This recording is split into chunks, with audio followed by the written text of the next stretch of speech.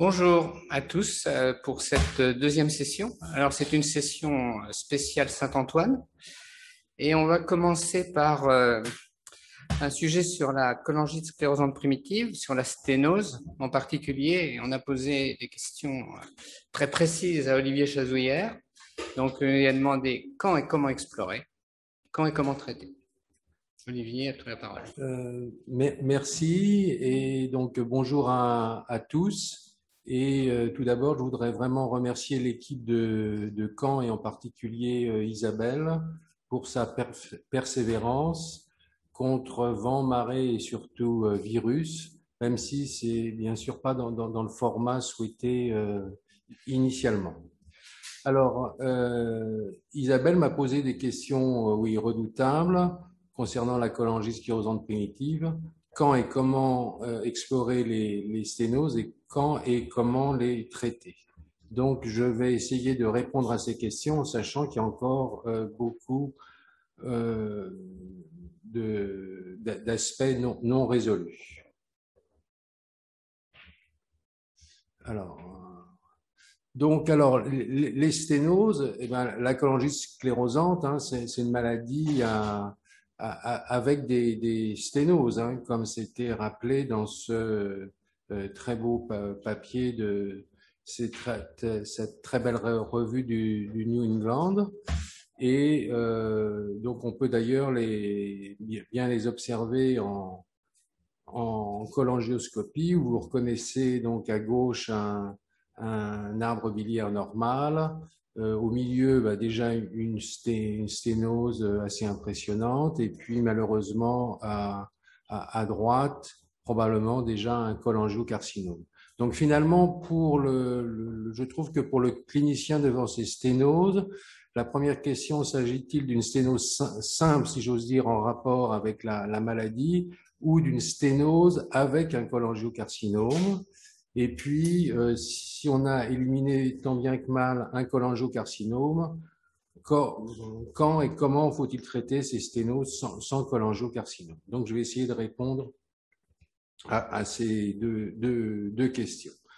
Donc, est-il besoin de vous rappeler donc la définition selon les recommandations internationales de la CSP? Donc, pour le diagnostic, il faut bien sûr une cholestase biologique sans autre explication claire et surtout donc des anomalies typiques. Alors maintenant, c'est à la cholangio-IRM, on va y revenir, avec des sténoses habituellement multiples et plus ou moins associée à une dilatation des voies biliaires, mais qui n'est pas constante, et puis bien sûr éliminer les causes de cholangite sclérosante secondaire. Alors, pour faire ce diagnostic de sténose, donc clairement, c'est sur la cholangiographie, et cette cholangiographie, selon toutes les recommandations internationales maintenant, c'est la bili-IRM, enfin la cholangio-IRM, parce que bien sûr, elle est non invasive. Et par exemple, dans cette étude suédoise, alors sur des CPRE, pour différentes maladies, mais il y avait un sous-groupe de malades avec cholangite sclérosante primitive.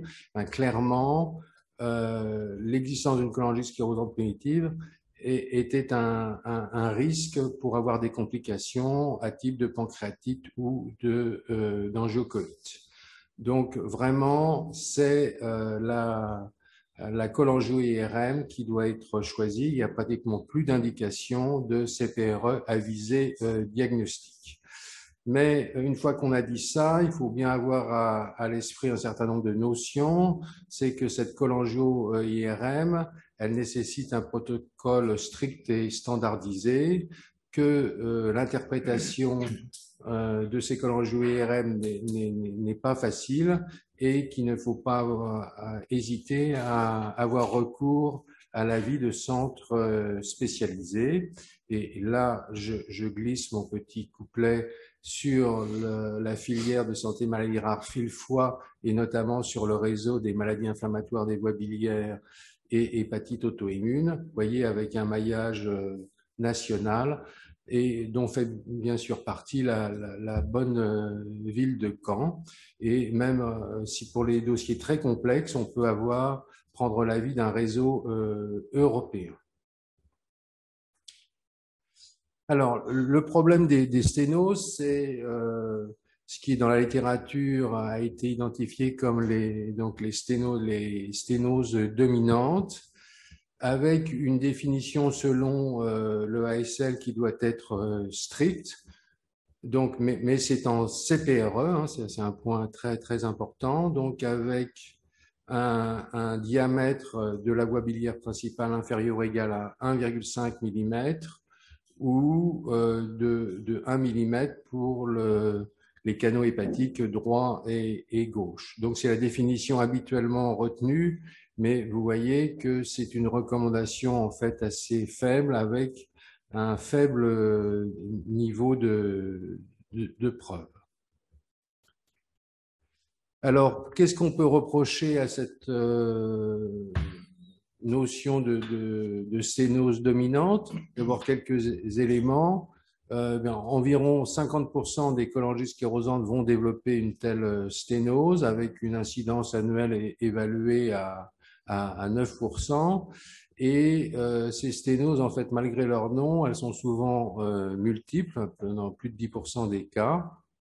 Donc, on trouve que c'est un terme inapproprié, puisque pas totalement factuel. On décrit des éléments anatomiques et dominants, introduit une autre notion. Surtout, c'est une définition uniquement basée sur la CPRE, donc on n'utilise plus à visée diagnostique, et ces critères n'ont pas été validés pas en IRM, puisque vous savez que la grande différence avec la CPRE, en IRM, il n'y a pas de pression hydrostatique, donc pour apprécier le degré de sténose avec la CPRE, il peut y avoir des variations, et en IRM, la résolution spatiale est moindre. Et enfin, dans cette étude américaine sur le réseau des maillots cliniques, il y avait une extrême variabilité de la définition de ces structures dominantes et encore plus des pratiques. Si bien qu'il y a un changement de terminologie qui est en cours au niveau de la société européenne et de la société américaine. Donc, on pense qu'il faut mieux parler d'être très factuel, donc de high-grade stricture, c'est-à-dire une sténose biliaire avec une réduction de plus de 75% de la lumière de la voie biliaire principale ou des canaux hépatiques en IRM. J'insiste, donc là, c'est la définition IRM. Et dans cette étude qu'on a fait il y a quelques années, on estime que près de 2/3 des cholangiosclérosantes primitives ont un tel type de rétrécissement.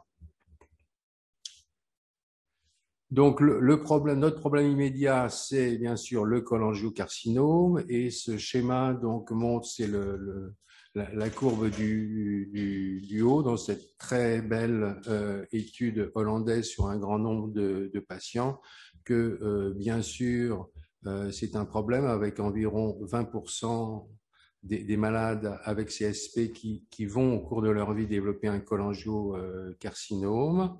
Avec une notion importante, c'est que environ 1/3 jusqu'à la moitié dans certaines séries développent ce cholangiocarcinome dans l'année qui suit le diagnostic de cholangiosclérosante, c'est-à-dire que c'est probablement le cholangiocarcinome en fait qui a fait révéler la maladie. Et ce cholangiocarcinome, il est surtout hilaire, infiltrant beaucoup plus que nodulaire, bien qu'il y ait certains cas de cholangiocarcinome intrahépatique nodulaire qui a été décrit. Mais là, donc, il est hilaire infiltrant, donc ça rejoint bien notre problème de sténose. Alors, je ne vous apprends rien en vous disant que ce diagnostic, il est très difficile.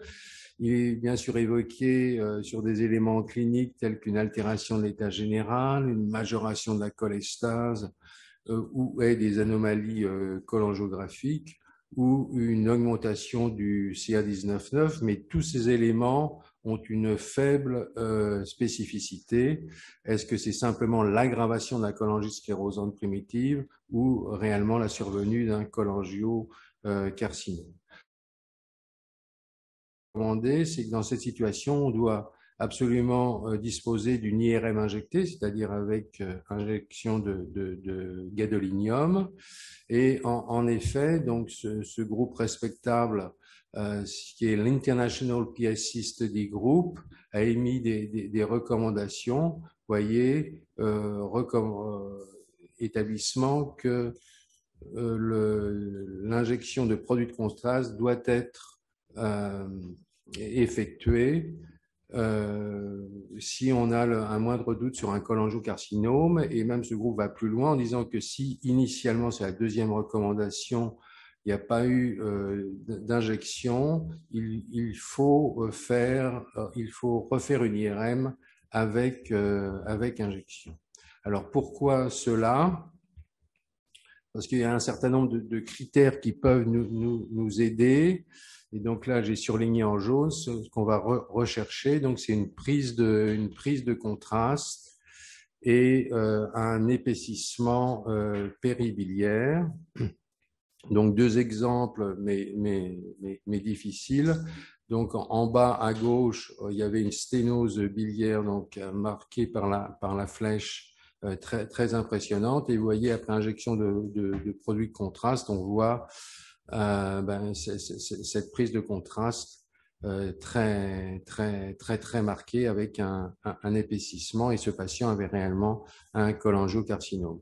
L'autre cas à droite, donc il y avait également une sténose biliaire toujours indiquée par la flèche, mais avec une prise de contraste beaucoup moins évidente. Et on sait que ce patient qui a ensuite été transplanté n'avait pas de cholangiocarcinome. Donc, ça reste difficile puisque dans ce cas-là, le patient était considéré comme possible cholangiocarcinome, mais c'est des éléments à avoir en tête. Donc, si après cette IRM injectée, on n'a pas de certitude diagnostique, de toute façon, il va falloir faire des examens invasifs. Donc, voici les principaux. Donc, un cathé rétrograde classique, si j'ose dire, avec brossage, cytologie de la bile, plus ou moins associé donc à des techniques de FISH, c'est-à-dire d'hybridation in situ avec fluorescence, et puis de biopsie sous scopie, et puis maintenant et surtout la cholangioscopie qui est en plein développement, qui permet bien sûr des biopsies dirigées. Et quant à l'endomicroscopie confocale, n'est pas du tout développée, tout du moins en France, et nous, dans notre pratique, on ne l'utilise pas actuellement. Donc, en image, c'est plus joli, la CPRE classique avec brossage, qui permet de ramener bien sûr des cellules et éventuellement qu'on peut étudier par la technique FISH. La CPRE classique, donc là avec des biopsies sous scopie, donc bien sûr qui ramènent là plus de matériel, et ça permet quelquefois des diagnostics de certitude. Et puis bien sûr maintenant la cholangioscopie, c'est-à-dire en pratique le spyglass, qui permet donc des biopsies déjà de voir, et puis des biopsies dirigées avec un certain nombre d'aspects tels qu'on peut les observer. Donc là, à nouveau, là c'était une sténose maligne à gauche et par contre une sténose bénigne à droite. Donc qu'attendre finalement de ces résultats? Alors il y a des revues régulièrement qui sont faites. Donc ce qui frappe, c'est la faible, quelle que soit finalement la technique, même si la cholangioscopie fait mieux, c'est que la sensibilité reste faible. J'ai été un peu surpris par les forts taux de spécificité, y compris par le brossage. Et là, clairement, l'expérience de votre anatomopathologiste est très importante, notamment pour les brossages. et il ne faut pas craindre d'échanger des lames entre anapathes pour avoir plusieurs avis. Donc ça, je n'irai pas dans le traitement si on est arrivé à un diagnostic de certitude, donc il doit être histologique, du cholangiocarcinome. Et d'ailleurs, il y a eu hier une journée de recommandation de la FEF traitant spécifiquement donc du traitement du cholangiocarcinome.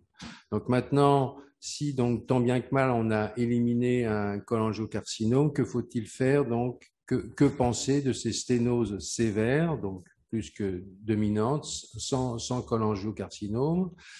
Donc, est-ce que d'une part, c'est un facteur pronostic? Alors, pour certains, c'est clair, notamment dans cette étude allemande, vous voyez que la survie des patients avec de sténose dominante sans cholangiocarcinome était moins bonne que celles qui n'avaient pas de sténose dominante, sachant que c'était globalement des malades sévères avec une survie à 10 ans, même sans sténose dominante, de l'ordre de 70%. Pour d'autres, c'est beaucoup moins évident, y compris donc dans cette série scandinave, qui trouvait que finalement, qu'il y ait ou non une sténose dominante, l'évolution biologique et clinique, en tout cas à 1 an, n'était pas différente. Et nous, dans ce papier sur l'évolution radiologique, on avait trouvé que la présence donc de sténose high grade ne semblait pas être un facteur prédictif d'aggravation radiologique.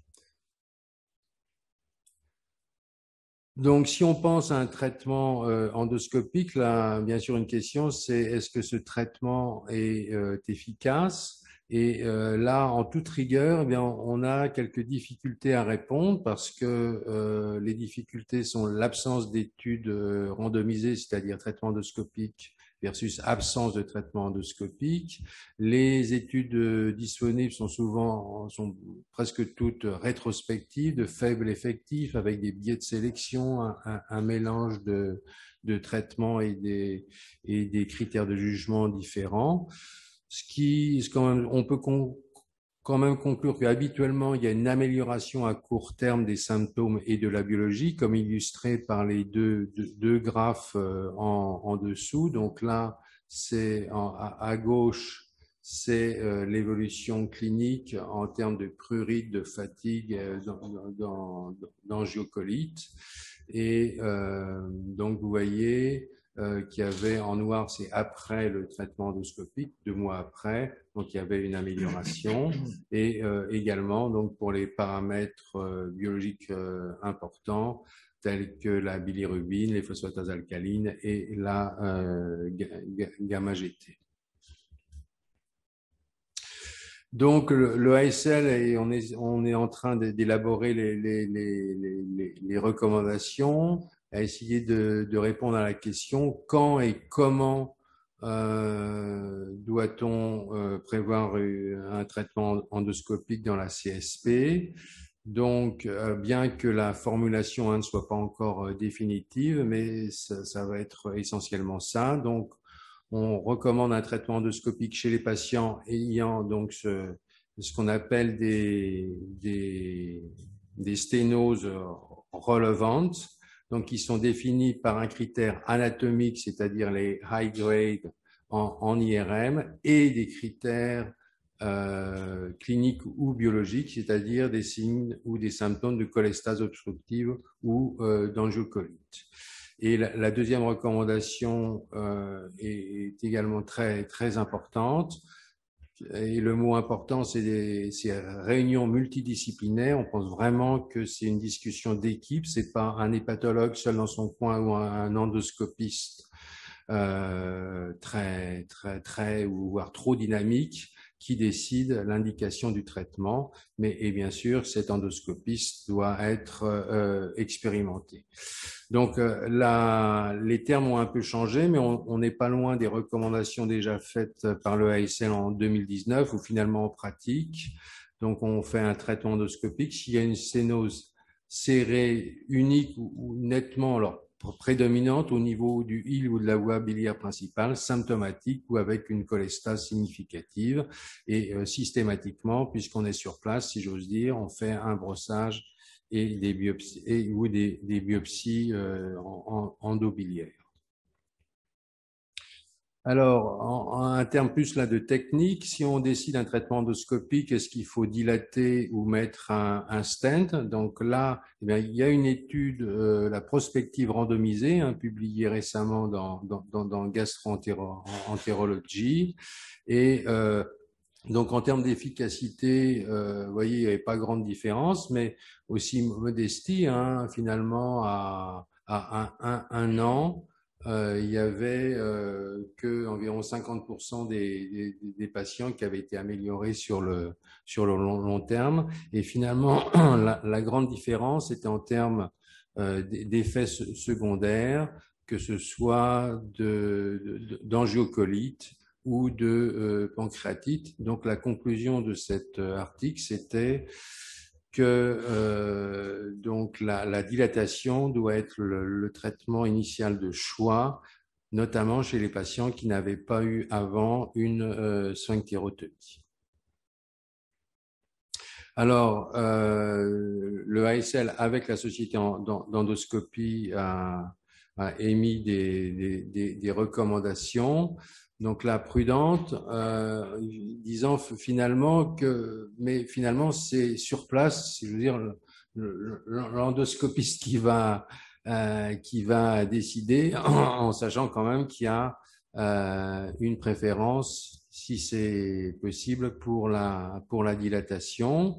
Et si jamais on met un stent, alors là nous c'est pas vraiment notre pratique. Il recommandait d'enlever le stent parce qu'on sait que dans cette maladie on finir par s'obstruer assez rapidement, mais de l'enlever au bout d'1 à 2 semaines. Nous, on est plus sur des séquences de 4 à 6 semaines. Et puis que si un traitement initial a entraîné une amélioration, mais que transitoire, on peut discuter zut, là, je suis passé trop vite, un nouveau traitement endoscopique.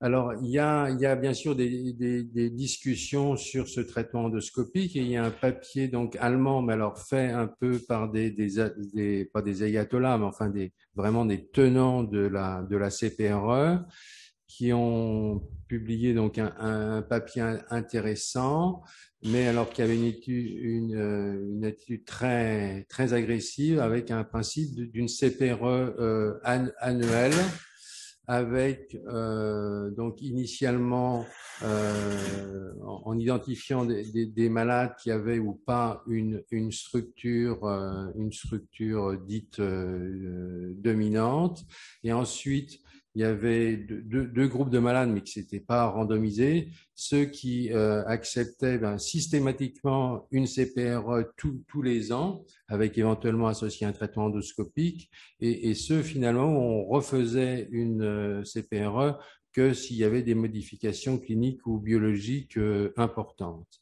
Et là, dans leur expérience, mais qui est bien sûr très forcément rétrospective et sans doute biaisée, et les malades qui avaient cette CPRE systématique tous les ans avaient une meilleure survie sans transplantation que les malades auxquels on ne faisait qu'à la demande. Mais article à la méthodologie contestable, difficile d'ailleurs à lire et à comprendre, donc à prendre avec réserve. Donc l'autre point, c'est concernant puisqu'on part de la cholangio IRM avant de poser le traitement, une indication de traitement endoscopique, est-ce qu'on a des éléments de prédiction de la réponse au traitement endoscopique?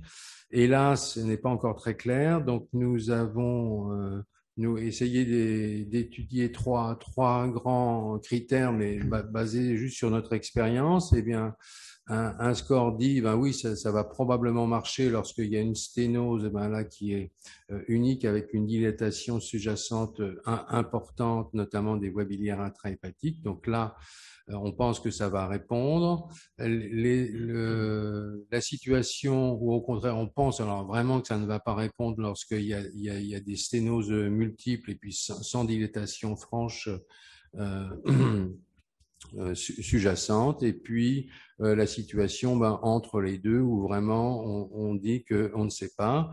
Donc on a testé à 1 an quelle était la validité de ces scores, mais c'est sur bien sûr un faible effectif. Effectivement, les malades likely, donc le score 3, avait à 1 an une meilleure réponse, qu'elle soit clinique ou biologique. Et bien sûr, ça, ce n'est que des éléments d'orientation sans certitude. Donc, pour conclure, j'espère vous avoir convaincu qu'il y avait encore beaucoup d'incertitudes, qu'il y a des nouveaux termes qui vont s'imposer là dans la description de ces sténoses, donc avec la notion de high-grade structure en IRM, et sur un plan clinique donc de sténose relevante, c'est-à-dire avec un critère anatomique et un critère clinique ou biologique. Donc l'attitude habituelle, donc au moment du diagnostic de ces sténoses, c'est par l'IRM, si possible injecté. Si on a un doute sur un cholangiocarcinome, donc là, il faut vraiment qu'on dispose d'une imagerie en coupe avec injection, et ensuite donc les examens invasifs, donc la CPRE classique avec brossage et ou biopsie, et et éventuellement les biopsies. Je ne sais pas si je peux revenir en arrière. On peut revenir en arrière. Juste voilà. Parce que voilà. Pour la surveillance donc des high grade, donc l'attitude habituelle, c'est une surveillance clinique et biologique tous les 6 mois, mais on recommande volontiers, si on a vraiment un soupçon, de refaire une imagerie à 3 mois pour voir l'absence d'évolution, puis de façon annuelle. Et enfin, pour le traitement endoscopique des sténoses serrées définies en IRM, s'il y a des symptômes ou une augmentation de la cholestase, donc on rentre dans le cadre des sténoses relevantes, plutôt dilatation, et chez le patient peu ou asymptomatique. Donc actuellement, on ne recommande pas de traitement endoscopique, mais cette position est susceptible d'évoluer. Voilà, je vous remercie pour votre attention, et j'attends vos questions avec un peu d'inquiétude, parce que j'ai conscience qu'il reste de nombreuses zones grises. Bon, merci beaucoup, Olivier. Le sujet était effectivement difficile. Tu en es bien tiré, tu as bien centré sur la question qui t'était posée. On a 5 minutes là, peut-être pour des questions en direct. Normalement, il y a une discussion générale à la fin, mais s'il y a des questions que je ne vois pas pour l'instant sur le chat. Alors, je vais commencer par une question sur l'IRM. Donc, on a vu que c'était un examen clé, le premier examen. Il y a des produits de contraste qui sont hépatospécifiques. Est-ce que il faut que les pathologues demandent des produits de contraste hépatospécifiques, que le radiologue les utilise?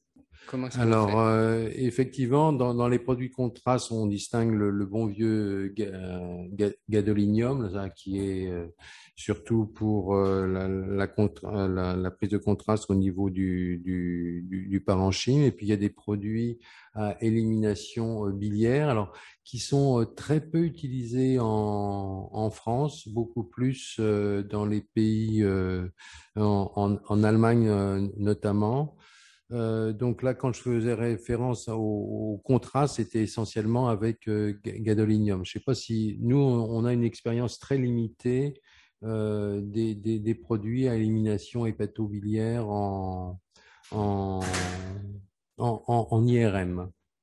D'accord, parce que d'après les informations qu'on a, on avait un produit qui était relativement difficile d'emploi jusqu'à présent, le multi-ins, et Oui. on devrait avoir l'AMM là, pour un autre produit avec des séquences plus courtes qui pourraient favoriser son utilisation. Donc peut-être qu'il y a une place pour le. Donc, oui, non, effectivement, mais là, il y avait, en tout cas en France, des limitations importantes de disposer de ce produit. Donc, en tout cas, notre expérience avec le multi-ans est très limitée. Donc là, je ne peux pas donner de recommandations, mais s'il y a une AMM et qu'on pourra disposer de ce produit plus simplement, ça sera sans doute à développer. D'accord. Toujours sur l'IRM, finalement, en termes de fréquence, tu as proposé donc un rythme de surveillance, donc tu le distingues en fonction des sténoses, bien Oui. sûr. Sur du classique, finalement, une cholangite classique, ton rythme de surveillance. Donc, une cholangite classique sans sténose très serrée, enfin, quand même, on en voit. Donc là, mon rythme classique, c'est une IRM quand même par an.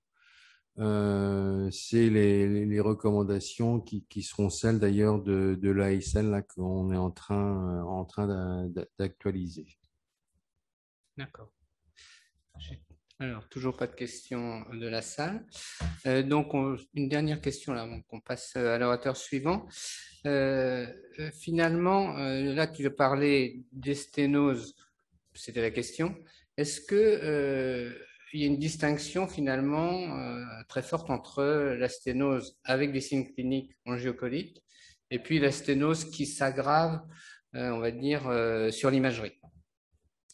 Donc là, bah, c'est la question la plus difficile. Lorsque on voit une aggravation indiscutable donc en cholangio IRM, mais que finalement le patient reste asymptomatique, ça c'est ma dernière ligne de conclusion. Est-ce que dans ce cas-là, il est légitime de proposer un traitement endoscopique? Donc, je dis actuellement, nous, notre attitude, c'est plutôt non, mais comme l'a suggéré par le papier allemand, mais avec beaucoup de biais, eux, ils disent qu'il faut peut-être y aller, mais c'est une question encore clairement en suspens. Mais chez un patient asymptomatique, avec une IRM injectée qui montre quand même pas, on n'a pas de doute enfin pas de gros doute sur un cholangiocarcinome. Notre attitude est à la surveillance sans intervention parce qu'on a tous des expériences de post-KT parfois douloureuses, quelle que soit l'expertise des équipes locales. D'accord. Alors, ben, il est 11h30, donc on va changer d'orateur. Merci Olivier. Et donc là, on va passer la parole à Christophe Corpéchaud. Donc, même équipe, comme je l'ai dit au départ, mais avec un sujet qui est la cholangite biliaire primitive, où il y a une actualité récente très chaude. Chers collègues, bonjour. Merci pour cette invitation à la journée maladie rare du foie organisée par le CHU de Caen. Donc, mon exposé sera consacré à la cholangite biliaire primitive, comment traiter et comment la surveiller. Voici mes conflits d'intérêts. Alors, tout d'abord, j'aimerais rappeler que l'acide urso-désoxycholique est le traitement de référence de la cholangite biliaire primitive. Ça a été longtemps un sujet de débat au sein de la communauté médicale, mais maintenant, il est clairement admis que ce traitement améliore la survie sans transplantation des patients atteints de cholangite biliaire primitive, comme vous le montre cette courbe de survie issue d'une très grande étude de cohorte incluant plus de 3000 patients atteints de CBP, dont certains n'avaient pas été traités par AUDC. Vous voyez que grâce à l'utilisation de scores de propension, on arrive à obtenir la puissance statistique nécessaire pour pouvoir prouver que l'acide urso-désoxycholique est bien efficace dans cette maladie. Alors, ce traitement doit être débuté donc en première intention, quel que soit le stade de la maladie au moment où on fait le diagnostic. Sa posologie optimale est de 13 à 15 mg par kilo et par jour. Et comme vous le savez, c'est un traitement qui est très bien toléré, puisqu'il n'existe que de rares intolérances. De moins de 5% des patients peuvent avoir des effets secondaires de type de douleur abdominale, de diarrhée ou de prurite. Alors pour autant, est-ce que la UDC permet de résoudre complètement le problème de la cholangite biliaire primitive? Eh bien non, la CBP sous AUDC reste une maladie évolutive. Et là, vous avez également, issu de la très grande cohorte du Global PBC Study Group, l'incidence cumulée dans le temps des principales complications de la CBP, à savoir décompensation ascitique, hémorragie digestive par rupture d'ovaire œsophagienne, encéphalopathie. Et vous voyez que cette incidence est progressive, puisque environ 1% par an de complications surviennent chez les patients atteints de CBP traités par AUDC. Au bout de 10 ans, 10% des patients auront une de ces complications. Donc l'enjeu est de, sous AUDC, d'identifier les patients à risque qui vont avoir une réponse finalement incomplète à ce traitement. Alors vous savez que pendant très longtemps, le stade histologique a été un dogme dans l'évaluation justement du risque de la maladie. Désormais, la PBH n'est plus obligatoire pour faire le diagnostic de cette maladie. Et donc, c'est tout naturellement vers le fibroscan que l'on se tourne pour savoir à quel stade on se situe. Et là, vous avez une très grande cohorte de suivi, incluant plus de 2500 patients, avec 5000 mesures de fibroscan.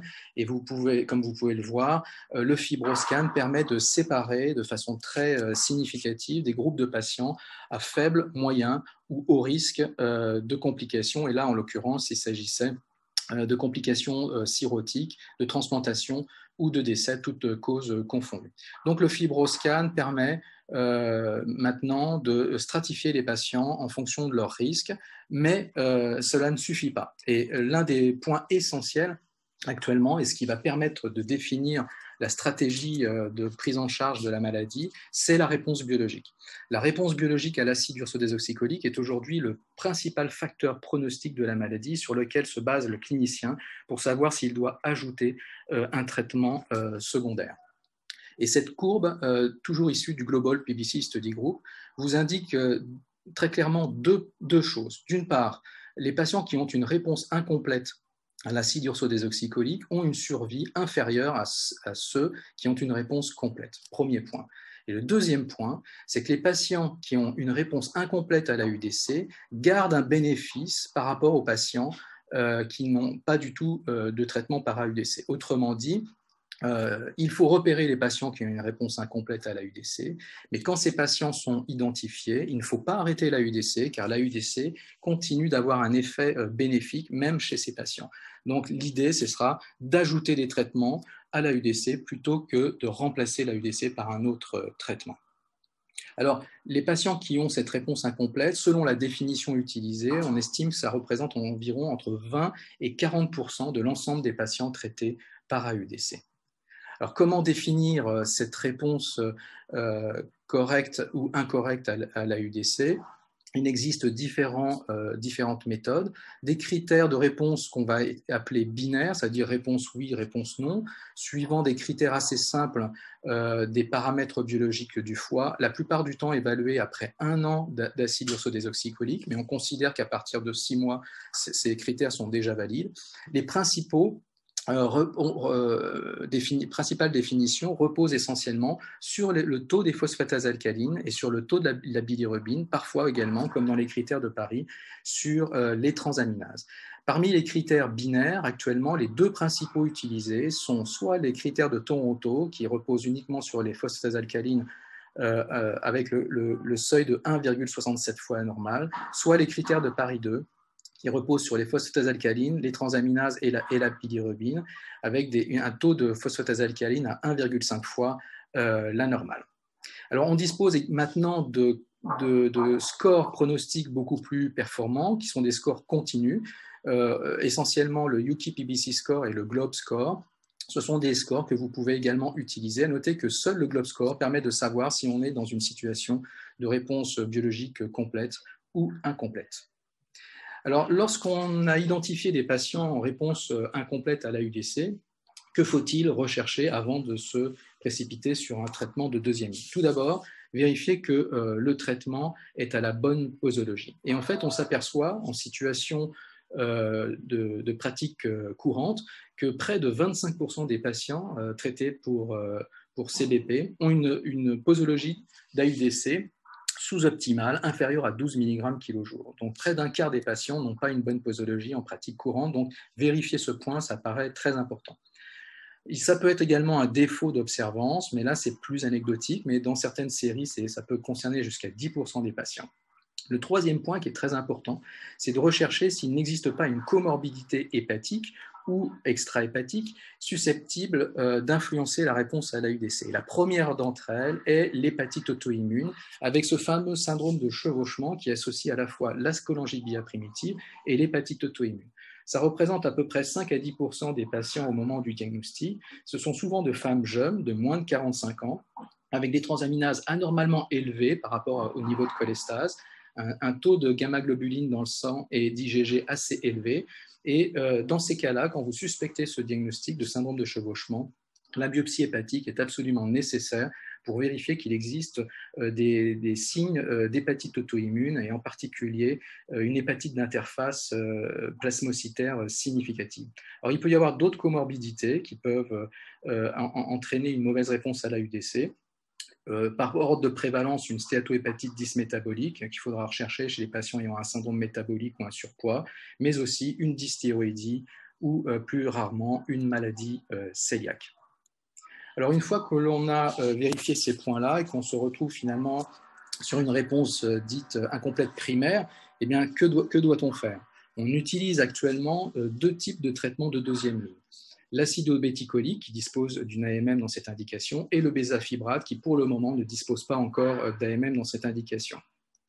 Ces deux médicaments doivent se donner en association à l'AUDC et non en substitution à l'AUDC. Nous allons voir chacun de ces médicaments l'un après l'autre. Alors, ces deux traitements ont fait l'objet d'essais pivots publiés tous les deux dans le New England Journal of Medicine en 2016 pour l'acidobéticolique et plus récemment en 2018 pour le bézafibrate avec des résultats assez similaires. Alors l'acidobéticolique, c'est un agoniste du récepteur nucléaire des acides biliaires FXR. C'est un acide biliaire de synthèse qui est donné à la posologie initiale de 5 mg par jour avec une titration progressive sur 3 à 6 mois pour une posologie optimale, s'il est bien toléré, de 10 mg par jour. Donc voici les résultats de l'essai POISE, qui était un essai contrôlé, randomisé pendant 1 an chez des patients en réponse incomplète à l'AUDC. Et le critère de jugement était un critère composite associant une diminution des phosphatases alcalines de plus de 15% en dessous de 1,67 fois la normale et une bilirubine normale après 1 an de traitement. Et vous voyez que ce critère de jugement était atteint d'environ 40% des patients traités par le bras de titration ou d'emblée le bras 10 mg par jour versus seulement 10% dans le bras placebo. Donc c'était un résultat positif. Et lorsque l'on regarde spécifiquement les phosphatases alcalines, vous pouvez voir que dans le groupe placebo, celle-ci ne bougeait pas. En revanche, dans les deux bras, le bras par titration ou le bras d'emblée à la dose optimale, eh bien, vous voyez qu'on diminuait d'environ 30 à 40% l'activité des phosphatases alcalines avec un effet qui semblait se maintenir sur l'étude d'extension. Alors, les patients qui ont été inclus dans l'essai POISE ont été suivis après sous acidobéticolique pendant maintenant 5 ans, mais voici les résultats publiés après 4 ans d'acidobéticolique. Donc, lorsque ces patients supportent bien ce traitement et qu'ils ont un effet biologique positif, vous voyez que cet effet finit par se maintenir dans le temps et il n'y a pas d'échappement sur le long terme. Donc, ça montre que ce traitement est efficace probablement sur le long terme. Alors, en revanche, l'acidobéticolique, comme tout médicament, peut avoir des effets secondaires. Donc, j'insisterai essentiellement sur 2 effets secondaires principaux. Le premier et le plus fréquent, c'est le prurite. Il peut atteindre jusqu'à 2 tiers des patients, contre 1 tiers des patients dans le groupe placebo. C'est un effet qui est plus important si le prurite est préexistant et il est plus important également au début du traitement. Et enfin, il est dose dépendant. Autrement dit, souvent, en adaptant la posologie, en diminuant la posologie, en faisant par exemple 5 mg un jour sur 2, on peut améliorer ce symptôme. Et un autre point qui est important à souligner, c'est que ce prurite qui est induit par l'acide obéticolique peut être sensible finalement à un traitement combiné avec le bézafibrate. C'est un point important parce que nous y reviendrons, il y a probablement une synergie thérapeutique entre l'acide obéticolique et le bézafibrate. Le deuxième point qu'il faut retenir, c'est qu'il y a eu un warning de la FDA concernant un risque de décompensation de la cirrhose biliaire primitive sous acide obéticolique chez les patients ayant une cirrhose dite avancée. La définition de la cirrhose avancée, c'est une cirrhose Child-Pugh B ou C, ou une cirrhose avec hypertension portale. Et donc, très dernièrement, de nouveaux cas ont été observés, soit de décompensation type acute on chronic liver failure, soit de réels décès. Donc, qui a motivé la FDA à dire désormais ce médicament sera contre-indiqué absolument si les patients ont une cirrhose compliquée d'hypertension portale ou une cirrhose avec un stade d'insuffisance hépatique, Child B ou C. Dans toutes les autres situations, la posologie est de 5 mg une fois par jour. Alors passons maintenant au bézafibrate. Donc le bézafibrate, c'est un vieux médicament qui fait partie de la classe des agonistes du récepteur des acides gras PIPAR alpha. Donc le bézafibrate à la posologie de 400 mg par jour a été étudié contre placebo dans l'essai Besurso, qui était un essai randomisé pendant 2 ans. Visant à évaluer ce traitement chez des patients en réponse insuffisante à l'AUDC selon les critères de Paris 2. Et le critère de jugement, là, était beaucoup plus stringent que celui de l'essai POISE, puisqu'il fallait obtenir une normalisation des phosphatase alcalines, de la bilirubine, des transaminases, ainsi que du TP et de l'albumine pour rentrer dans les critères de jugement positif. Et vous voyez qu'après 2 ans de traitement, eh bien, 1/3 des patients dans le groupe bézafibrate avaient atteint ce critère de jugement contre 0% dans le groupe placebo, ce qui était très significatif. Lorsque l'on regarde, comme pour l'essai POISE, ce que cela donne sur les phosphatases alcalines, vous pouvez voir qu'effectivement, on obtient dès le 3e mois de traitement une chute de 60% en médiane de réduction des phosphatases alcalines, et cet effet se maintient dans le temps jusqu'à 2 ans. Alors, contrairement à l'acide obéticolique, le bézafibrate, lui, va avoir l'intérêt d'avoir un effet bénéfique sur le prurite.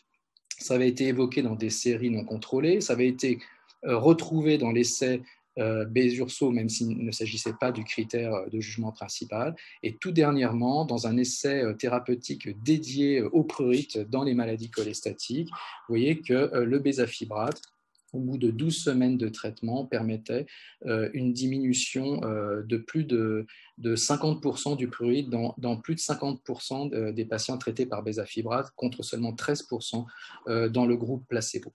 Donc désormais, on sait que le bézafibrate non seulement est un traitement qui sera probablement utile sur la maladie de fond, mais aussi sur le symptôme prurite de cholestase. Alors, le bézafibrate a des effets secondaires, bien entendu, et ce sont les effets secondaires qui sont déjà connus depuis maintenant de nombreuses années, qu'il est utilisé dans d'autres indications comme les dyslipidémies. Les principaux effets secondaires qu'il faut connaître ici sont effectivement les myalgies ou les crampes musculaires, qui ont été décrites dans l'essai Besurso chez 20% des patients contre 10% dans le groupe placebo. Et il faut retenir également qu'il peut y avoir des cas d'hépatite médicamenteuse rares, fort heureusement, généralement cytolytiques ou mixtes, liés au fibrate, et donc qui doivent inciter à surveiller attentivement les transaminases les premiers mois d'instauration du traitement par bézafibrate. Un autre effet qui est connu avec cette classe de médicaments, c'est l'augmentation modérée du taux de créatinine, qui n'est probablement pas une dysfonction rénale, mais liée à une augmentation du relargage dans le sang de la créatinine par le muscle. Et vous voyez que dans l'essai Besurso, il y a une augmentation modeste, très minime, de la créatinine dans le bras bézafibrate, mais qui restait stable dans le temps, et nous n'avons pas constaté d'insuffisance rénale nécessitant de dialyse.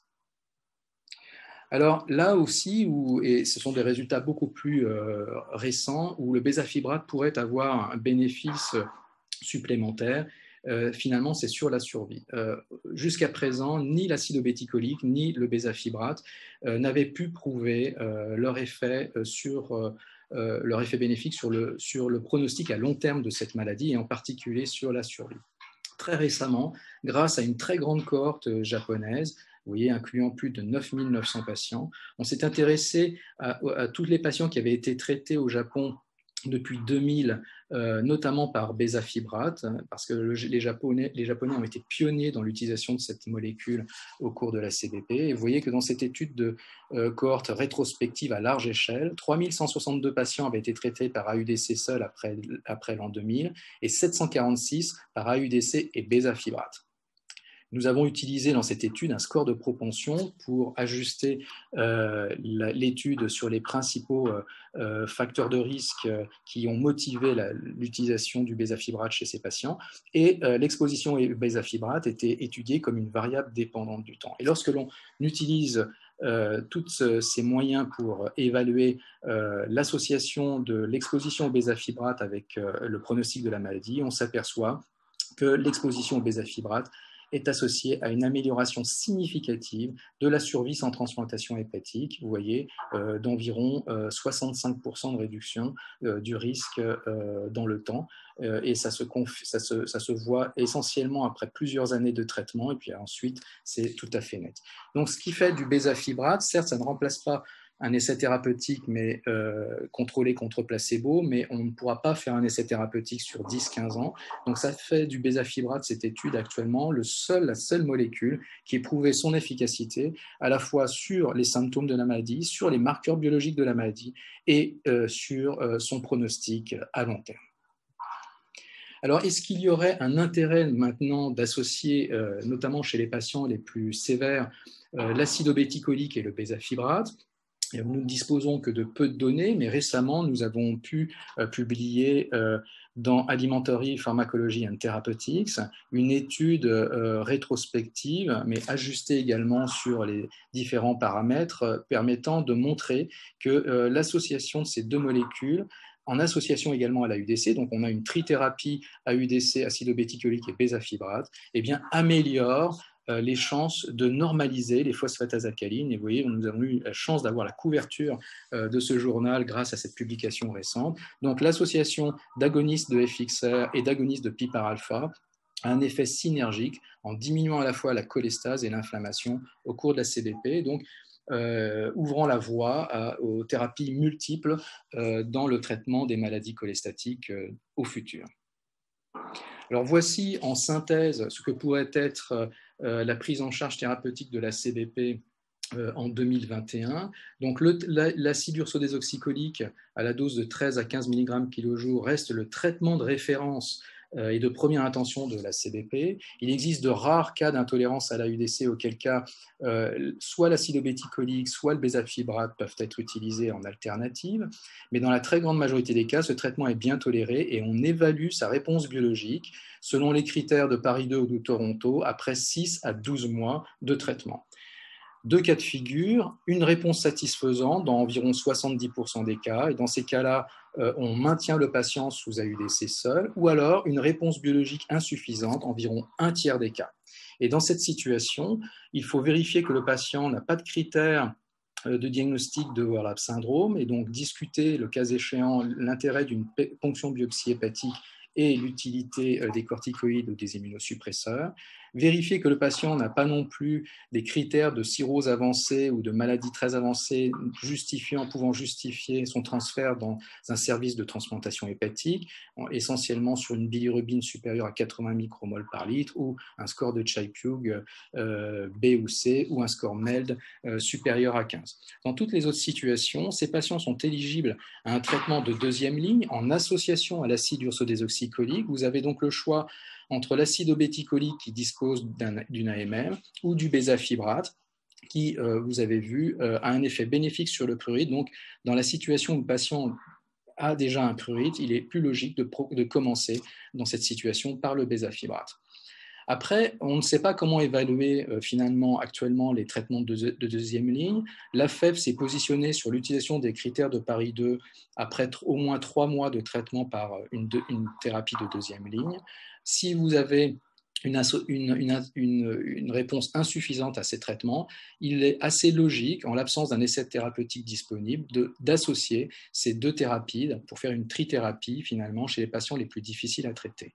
En cas d'intolérance à un traitement de deuxième ligne, par exemple le prurite pour l'acide obéticolique ou par exemple des crampes musculaires pour le bézafibrate, eh bien vous switchez entre l'une ou l'autre de ces deux options thérapeutiques.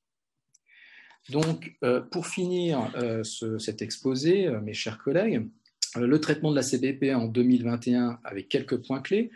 L'acide ursobézoxycholique est le traitement de référence de la CBP, mais il faut savoir qu'un tiers des patients environ ont des critères de réponse biologique insuffisante selon les critères de Paris 2 ou de Toronto. Il est important d'identifier ces patients parce que ces patients sont à risque de complications et qu'ils nécessitent actuellement un traitement de deuxième ligne en association à l'AUDC et selon les recommandations actuellement en vigueur. Les traitements de deuxième ligne actuellement disponibles sont l'acide obéticolique qui dispose d'une AMM et le bézafibrate qui actuellement se prescrit encore en dehors du champ de l'AMM. L'acide obéticolique nécessite une titration de posologie, notamment par rapport à son effet secondaire principal qui est le prurite, et est contre-indiqué en cas de cirrhose avec hypertension portale ou en cas d'insuffisance hépatique avec un score de Child-Pugh B ou C. Le bézafibrate, quant à lui, doit être privilégié en cas de prurite. Il nécessite une surveillance attentive des transaminases et de la créatinine en début de traitement. Enfin, ces traitements, bézafibrate et acide obéticolique, ont des effets synergiques et pourraient être associés chez les patients les plus difficiles à traiter. Je vous remercie pour votre attention. Merci beaucoup Christophe. Alors vous n'avez pas vu Christophe en incrustation, mais il est bien là, dans le studio, pour répondre aux questions. On va avoir 5 minutes avant l'exposé suivant et avant la discussion générale de fin de session. Alors la question qui vient tout de suite, c'est une vieille question, hein, mais peut-être que ça a changé. Finalement, quels critères de choix entre l'acide obéticolique et le bézafibrate lorsque on doit se positionner en seconde ligne? Est-ce qu'il y a de la nouveauté? Écoute, Tong, il y a deux situations qui sont, disons, assez claires, où s'il y a un prurite, le bénéfice attendu du bézafibrate, à mon sens, justifie largement son utilisation comme premier traitement de deuxième intention.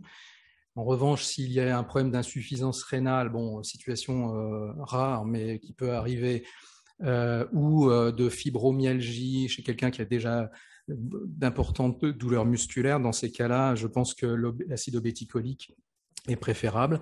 Après, c'est sans tenir compte avec l'article récent qu'on vient de publier avec nos collègues japonais qui vraiment montre qu'il y a maintenant clairement un bénéfice sur la survie de l'utilisation du bézafibrate en association à l'AUDC chez les patients résistants. Donc, c'est un petit peu pour moi un point de clivage qui tente à utiliser préférentiellement le bézafibrate. On pourra toujours nous dire qu'il ne s'agit pas d'un essai thérapeutique, mais on a fait des calculs statistiques qui montrent qu'il faudrait plus de 500 patients dans chaque groupe de traitement pour pouvoir répondre à cette question. Donc, on n'arrivera pas à dépasser ce niveau d'evidence-based medicine que cette étude rétrospective vient de publier. Je pense que ce sera la meilleure démonstration qu'on pourra obtenir, mais qui est réelle. Et je suis convaincu que le bézafibrate, dans cette situation, apporte un bénéfice à long terme aux patients.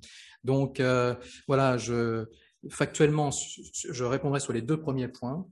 Tout dépend des effets secondaires déjà préexistants. Prurite, bézafibrate, insuffisance rénale, douleur musculaire, acide obéticolique. Après, je pense que le bézafibrate, pour le moment, a un avantage parce que l'acide obéticolique n'a pas montré son effet sur la survie à long terme. D'accord, merci. Alors, une autre question qui est, pour revenir à l'acide urso, est-ce qu'il y a une toxicité de l'acide ursobézoxycholique dès lors qu'on arrive à une insuffisance hépatique ou du moins à une maladie avancée de type cirrhose? Est-ce que la cirrhose finalement de la CBP fait qu'il faut faire attention? Alors, on a vu là à l'instant que comme pour l'acide obéticolique, hein, l'acide urso-désoxycholique, ça reste un acide biliaire, hein, donc dont le métabolisme est hépatique. Donc, bien qu'il soit hydrophile et peu cytotoxique, des conditions d'insuffisance hépatique avancées font que on peut effectivement potentiellement avoir une éventuelle aggravation de la maladie ou en tout cas aucun bénéfice attendu. Je dirais que chez des patients qui sont au stade où une transplantation hépatique se discute, avec un ictère permanent en particulier et un prurite réfractaire, je ne pense pas qu'il y ait une place pour l'acide urso-désoxycholique. Il n'y en a pas pour l'acide obéticolique, vous avez compris, parce que c'est même un risque d'aggraver la maladie. Mais à ce stade d'attente d'une greffe du foie, je pense que les patients ne devraient pas recevoir d'AUDC. Enfin, en tout cas, c'est probablement sans intérêt. Alors, on a une question d'Alexandra Hervier qui te demande, est-ce que tu prescris l'acide obéticolique à dose progressive le premier mois de type 1 jour sur 2? Alors, disons que si vous avez des patients qui ont déjà eu l'expérience d'un prurite, mais qui n'en ont pas au moment où vous l'instaurez, peut-être que oui, on va faire 5 mg un jour sur 2 pour s'assurer déjà qu'il ne va pas y avoir immédiatement un effet secondaire. Le problème de cet effet secondaire, c'est qu'il est souvent rédhibitoire pour le patient. Dès qu'il voit apparaître cet effet, il va être découragé et pas du tout incité à poursuivre le traitement. Donc, je pense qu'il faut d'abord bien le prévenir hein, sur ce symptôme, dire qu'il est gérable avec l'adaptation de la posologie et dire qu'il y a une adaptation aussi de l'organisme. On a vu que cet effet est plutôt important au début, mais il tente à s'estomper. Donc, pour répondre à Alexandra, je pense que dans ce genre de situation, il m'arrive effectivement de commencer à des posologies qui ne sont pas les posologies optimales d'emblée de 5 mg par jour, mais 5 mg un jour sur 2, et je vois au bout de 3 semaines si les choses se passent bien, et après je passe à 5 mg par jour.